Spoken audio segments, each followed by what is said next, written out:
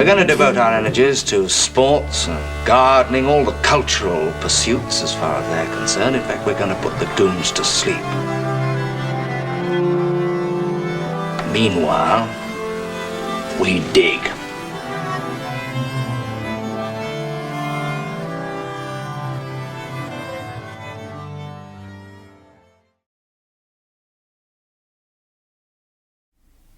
Greetings and welcome to the Anadromous. This is Byrne Power, coming to you today from Tbilisi, Georgia, thinking about Italy and going to Florence soon.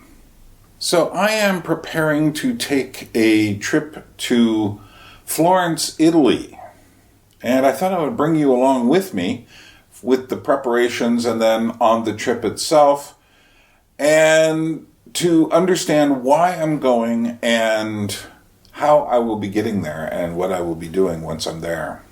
So why am I going to Florence, Italy, one of the most touristed cities in the world? That is a very good question, one I will try to answer for you in this short-ish video.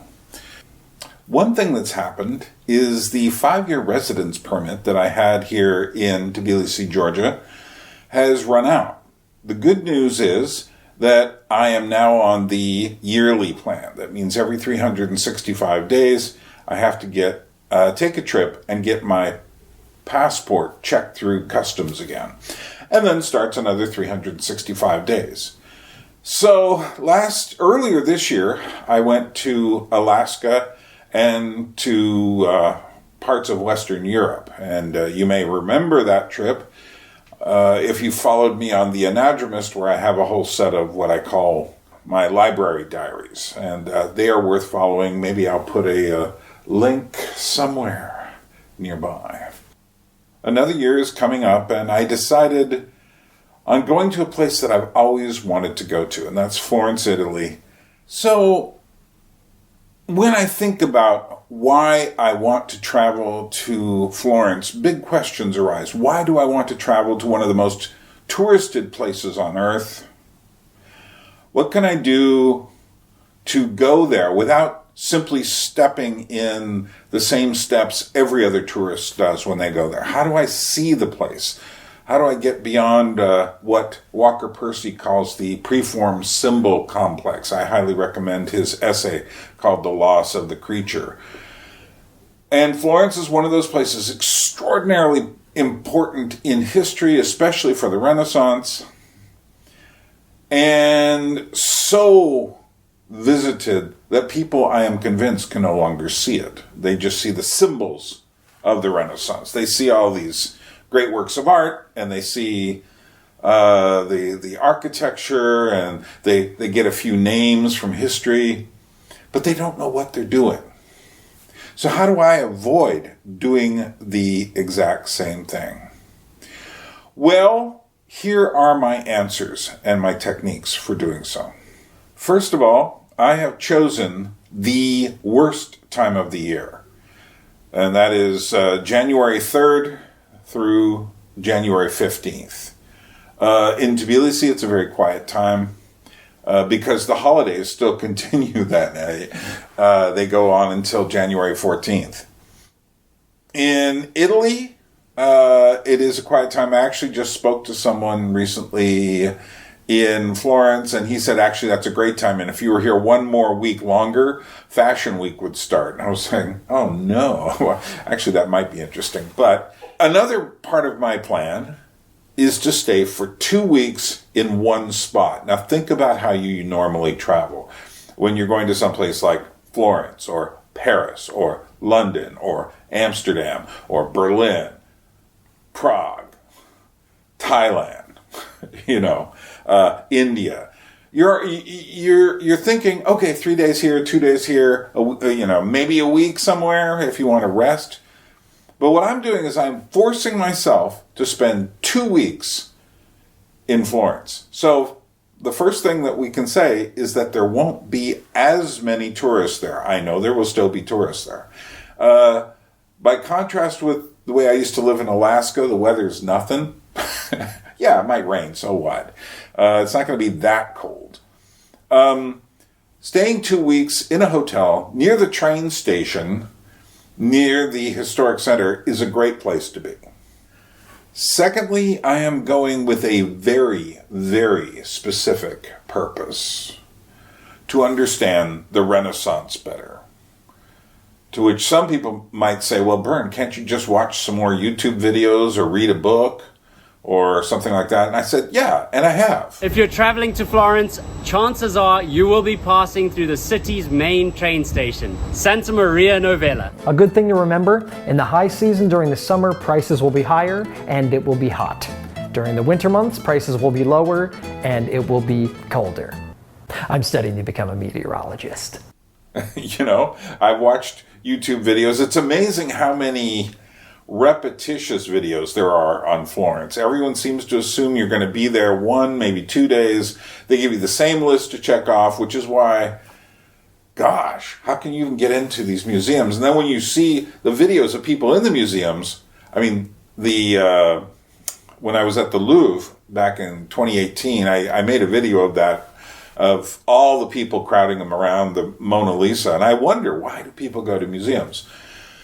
So I have to go and not simply do that. What I have been doing instead is reading about the Renaissance, including reading The History of the Renaissance. Here's a good one. The History of the Renaissance by Niccolo Machiavelli. Oh, how different this one is. Yeah, that's an old book. But, you know, I've been reading that. I hope to finish it before I get there. If I don't, I'll finish it up when I come back, because the book is too valuable to carry around with me while I travel. I've also got other books. I've got a Rick Steves book on Florence. And I can hear a few of you superior folk out there going, Rick Steves? Well, how would you get that book? You can get everything online. And the truth is, you can get a lot online. But having it in a book in one place, not having to scroll through it, looking for things. I've only had my smart, quote-unquote, phone for 2 years or so now. And I hate these things. You know, I prefer having a book. And this book is just Florence and Tuscany. So that's good enough. I'll take it with me. I'm not planning on taking a whole lot more. I've also got another book, Walks Through Florence, and I will try to set up some of those walks that will do me some good. But again, the point is to understand something about the Renaissance. I just watched some stupid video where they ended up saying the whole point of traveling is you. And I'm going back, no, the whole point of traveling is for me to understand something about it. The Renaissance, in this case, and Italy. So I want to go in order to learn. So that's a big difference, and not learn in a shallow way, but learn in a deep way. Go to these places. For instance, I've made a list of all of the important people who are part of the Renaissance. And it's just, when you start seeing the list, it's just absolutely mind-boggling. Let me let that list kind of scroll over here for you for a few moments. Botticelli, Leonardo, Michelangelo, Donatello, Masaccio, Brunelleschi, Cimabue, Giotto, Filippo Lippi, Titian, Raphael, Caravaggio, Artemisia Gentileschi. And don't forget, Albrecht Dürer and Rembrandt have important works at the museums in Florence. And then there are the non-artists: Dante, Boccaccio, Machiavelli, Savonarola, Amerigo Vespucci, Galileo Galilei, and the Medici. So that should give you some idea of what I'm up against in the best possible way. And you start looking at these artists, and you start looking at these thinkers, and you start looking at the architects, and you start looking at all this, and you're going, how did all these people fit in one city? I mean, you're going to be walking in the same places where these people walked. It's good to have some knowledge of who they were. Now, fortunately, just finished listening to the Inferno section of Dante's Inferno, a reading of it. I'm, again, reading Machiavelli. I am certainly aware of the other artists. I have books back in Alaska on Sandro Botticelli, on Leonardo. I need probably a good Michelangelo survey, the kind that you build coffee tables with, a serious book on the subject. We live in a time when people don't do that kind of research anyway. I mean, yeah, there are academics, and I suppose they have something to say to each other, but they generally don't communicate to the public. What I'm hoping to do is to go there, do research, but I already feel something else developing in my mind. Part of it could be the question, well, how do we have a renaissance of our own, actual renaissance? Not, they'll often use the word like, the Beatles were a Renaissance band. They did everything. No, they didn't. They didn't paint. I mean, John Lennon did a few drawings. But, we use this word Renaissance artist so casually now. So-and-so, they make movies and they direct films and they write. Ooh, a Renaissance person. It's just silly when you see what these people did. I am going there because, I feel some idea brewing, and I feel if I get there, I'll know what it is. I'm usually not wrong about these things. Usually something comes to, I can feel it coming way before it comes. It's like pieces are assembling. You can feel the puzzle pieces coming together. Now, of course, you know me, with my interest in puppetry, I said to myself, are there any puppet theaters there? Haven't found any yet. However, there is one puppet myth which was born in that area, of which there is a small museum dedicated to this personage. And that is Pinocchio. Carlo Collodi, I think it's the name, is from that area. If I really get adventurous, I might get on a train and go a few kilometers away from the city and go visit his home base. But, so, I'm adding to that knowledge as well.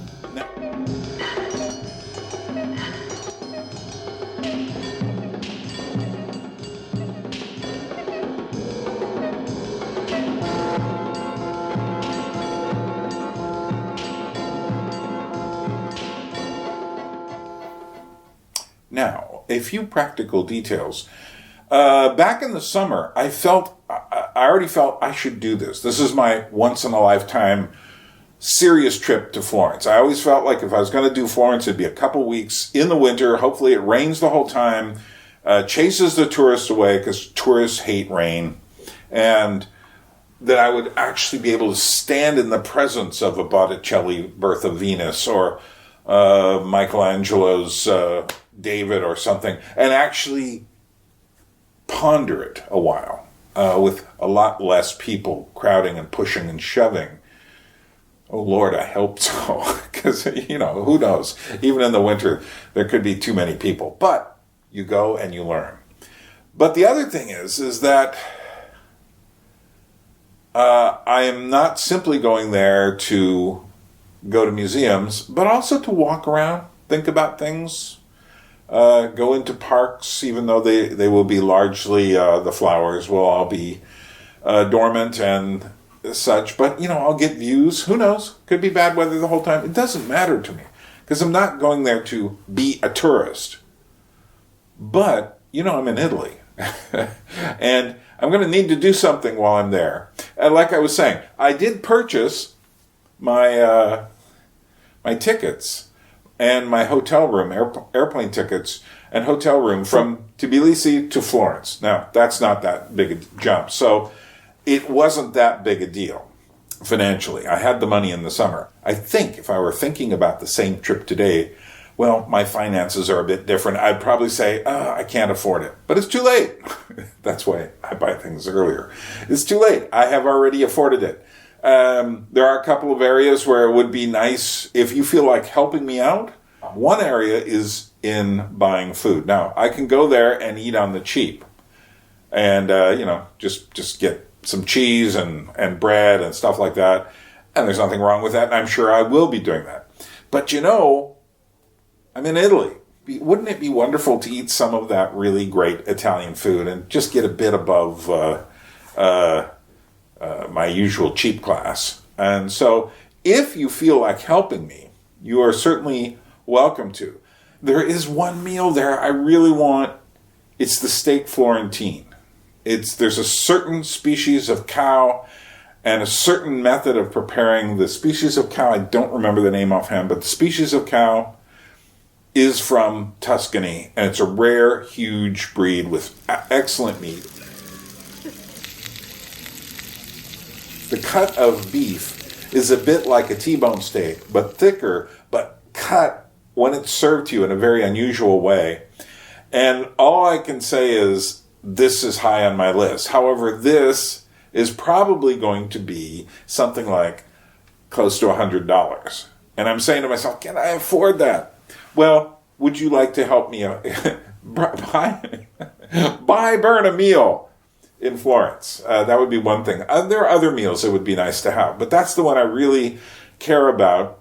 I can be cheap all the rest of the time, but if I don't get a little bit of help with that, then I'm going to feel a bit like, I can't afford this, and I don't want to feel that. So if you feel like helping, there is the PayPal link and the GoFundMe link below. If you use the GoFundMe link and you need a tax-deductible receipt, you can get one through there.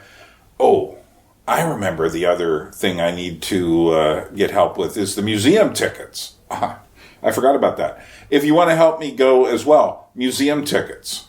You know, I need to get into the Uffizi Gallery, and there's about 4 or 5 different places that require some sort of payment to get in. And it would be nice to get some help with those.